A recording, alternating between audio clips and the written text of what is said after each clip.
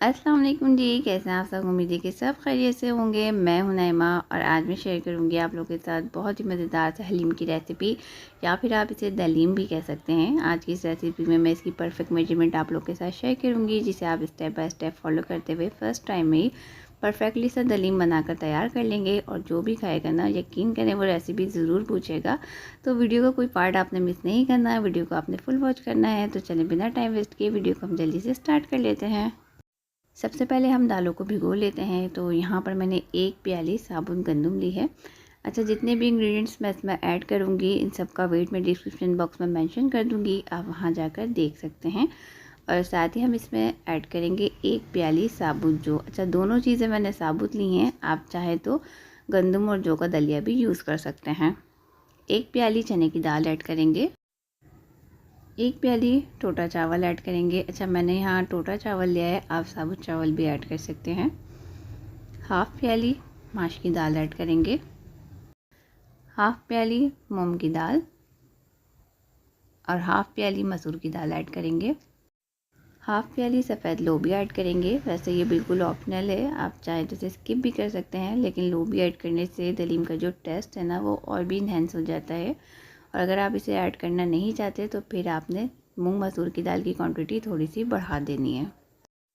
सारी दालों को मैंने चुनकर साफ़ कर लिया है, जो भी कंकड़ थे मैंने निकाल दिए हैं। तो आपने इसी तरह से सारी दालों को चुनकर साफ़ कर लेना है।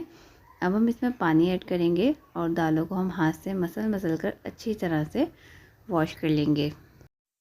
और वॉश करने के बाद हम दालों को 5 से 6 घंटे के लिए भिगो देंगे।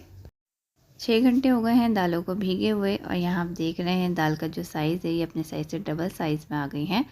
अब हम इसमें ऐड करेंगे हाफ़ टी स्पून हल्दी और इसे हम अच्छी तरह से मिक्स कर लेंगे। अब हम इसे कवर करेंगे और इसे हम लो फ्लेम पर कुक होने के लिए छोड़ देंगे। यहाँ मैंने एक बड़े साइज़ का प्याज ले लिया था, जिसे मैंने फ्राई कर डीप में रख दिया था ताकि प्याज जो है वो अच्छी क्रिस्पी हो जाए। अब हम प्याज को हाथ से चूरा कर लेंगे और इसे हम एक साइड पर रखेंगे। ये वही ऑयल है जिसमें मैंने प्याज फ्राई कर निकाली है, और यहाँ मैंने ऑयल 1 चमचा लिया है। ऑयल आपने बहुत ज़्यादा नहीं लेना है, क्योंकि ऑयल हम लास्ट में भगार में भी यूज़ करेंगे। अब हम इसमें 2 बेली लीव्स ऐड करेंगे और इसे हम हल्का सा सौते कर लेंगे। अब हम इसमें कुछ स्पाइसेस ऐड करेंगे। तो यहाँ मैंने 2 टेबलस्पून लहसुन अदरक का पेस्ट लिया है, 1 टेबलस्पून पिसी हुई लाल मिर्च, 1 टेबलस्पून हल्दी, हाफ़ टेबल स्पून पिसा हुआ धनिया, half table spoon Chinese salt, half table spoon नमक लिया है। अच्छा, जो स्पाइसेस मैं इसमें ऐड कर रही हूँ, इससे हलीम जो है वो बिल्कुल नॉर्मल मिर्चों की बनेगी। अगर आप स्पाइसी बनाना चाहते हैं तो आप इसमें मिर्चों की क्वांटिटी बढ़ा सकते हैं। 125 ग्राम हम इसमें दही ऐड करेंगे। दही को मैंने अच्छे से फेंट लिया है। प्याली खंगाल कर वो पानी भी हम इसमें ऐड करेंगे। फ्लेम को थोड़ा सा हाई कर देंगे और अब हम हाई फ्लेम पर मसाले की अच्छे से भुनाई करेंगे। जितनी अच्छी आप मसाले की भुनाई करेंगे, कोरमा उतना ही अच्छा बनकर तैयार होगा। तो आपने मसाले की बहुत अच्छे से भुनाई करनी है। मसाला जो है वो काफ़ी अच्छे से भुन गया है, ऑयल जो है वो मसाले से सेपरेट हो गया है। तो अब हम इसे ज़्यादा से नहीं भुनेंगे। अब हम इसमें ऐड करेंगे बीफ, जो कि 650 ग्राम है। अच्छा, बीफ की बोटियाँ जो है ना मैंने थोड़ी सी बड़ी ही रखी हैं, जिससे रेशा जो है वो बहुत अच्छा बनता है। अब हम बीफ को मसाले के साथ 2 से 3 मिनट तक अच्छे से भुनेंगे। बीफ जो है वो बहुत अच्छे से भुन गया है। अब हम इसमें ऐड करेंगे फ्राइड अनियन, 2 गिलास पानी ऐड करेंगे और इसे हम थोड़ा सा मिक्स कर लेंगे। अब हम इसे कवर करेंगे और इसे हम 30 से 40 मिनट तक कुक करेंगे, मीडियम और लो फ्लेम पर। मैं यहाँ पर कुकर यूज़ कर रही हूँ, आप पतीली भी यूज़ कर सकते हैं। और यहाँ मैंने एक प्लेट में 1 टीस्पून सफ़ेद ज़ीरा, हाफ जायफल, थोड़ी सी जावित्री ली है और साथ ही मैंने 2 बादियान फूल लिए हैं। अब हम इस तमाम मसाले को अच्छे से पीसकर पाउडर फॉर्म में बना लेंगे। यहाँ पर मैंने मसाले को पीस लिया है। अब हम इसे एक साइड पर रखेंगे। 10 से 15 हरी मिर्चें लेंगे, इसे भी हम कूट कर एक साइड पर रखेंगे।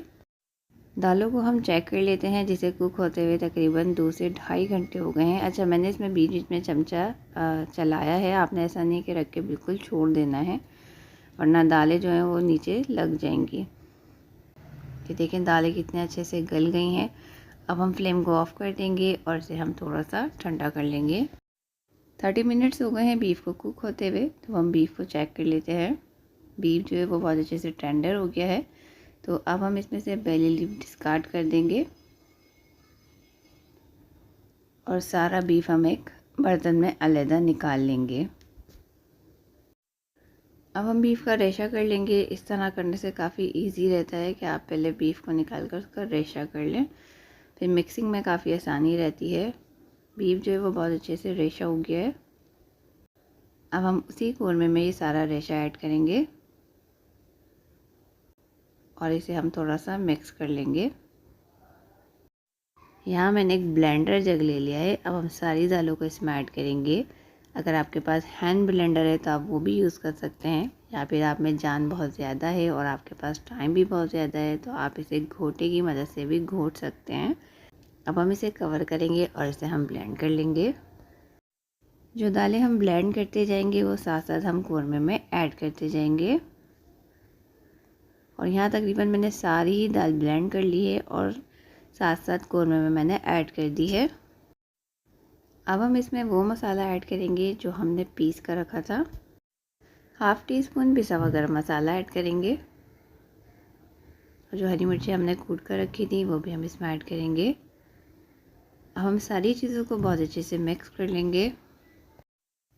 अच्छी तरह से मिक्स करने के बाद अब हम इसे चूल्हे पर रखेंगे।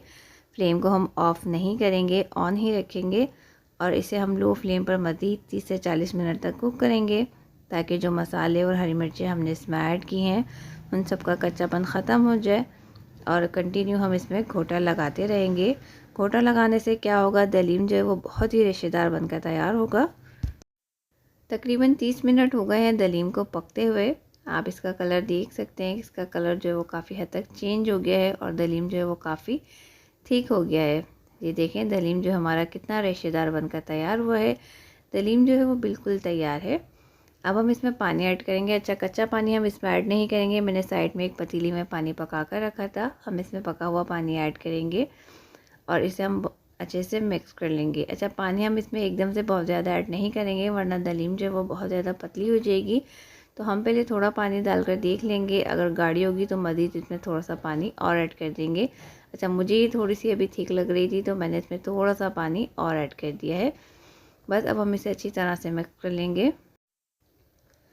दलीम जो है वो बहुत अच्छे से मिक्स हो गया है और बिल्कुल तैयार है। अच्छा, अब मैं इसमें थोड़ा सा फूड कलर ऐड करूँगी, जिससे दलीम का जो कलर है वो थोड़ा सा डार्क हो जाएगा। वैसे ये बिल्कुल ऑप्शनल है, आप चाहें तो इसे स्किप भी कर सकते हैं। बहुत ही थोड़ा सा मैंने फूड कलर ले लिया है और उसमें मैंने 1 चमचा पानी ऐड किया है। अच्छा, फूड कलर आपने बहुत ज़्यादा यूज़ नहीं करना वरना दलीम जो है वो कड़वा हो जाएगा। बहुत ही थोड़ा सा फूड कलर लेंगे और उसे अच्छे से पानी में डिज़ोल्व कर लेंगे। अब हम इसमें फूड कलर ऐड करेंगे और इसे हम अच्छे से मिक्स कर लेंगे और साथ ही मैं इसमें थोड़ा सा केवड़ा एसेंस भी ऐड करूँगी। अच्छा, ये भी बिल्कुल ऑप्शनल है, आप चाहें तो इसे स्किप कर सकते हैं।